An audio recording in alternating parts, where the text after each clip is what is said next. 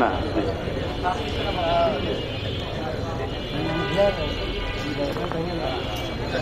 আজকে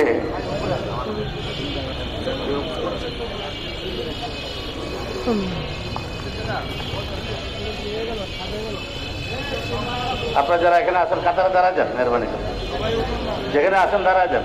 এটাও নিচে নামানো হবে, খাট নিচে নামানো হবে।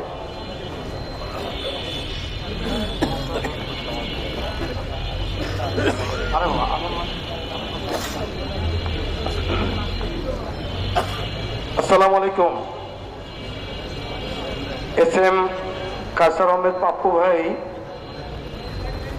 শুধু বিএনপির শাহী থানার আহ্বায়কই ছিলেন না, উনি একজন ভালো মানুষ ছিলেন। কালকেও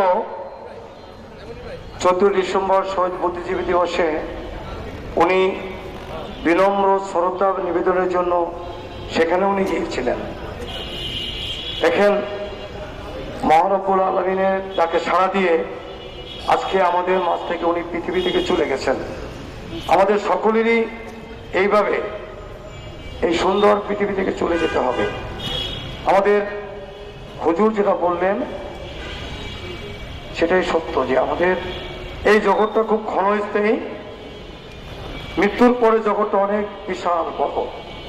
আমাদের মাঝে উপস্থিত হয়েছেন আমাদের ঢাকা মহানগর উত্তর বিএনপির সংগ্রামী আহ্বায়ক, জাতীয়তাবাদী দল বিএনপির নির্বাহী কমিটির ক্রীড়া বিষয়ক সম্পাদক, ঢাকা 16 আসনে মাটি ও মানুষের নেতা এবং যিনি দলীয় মনোনয়ন পেয়েছেন সাবেক জাতীয় ফুটবল দলের অধিনায়ক জনতা জনাব আমিনুল হক সাহেব।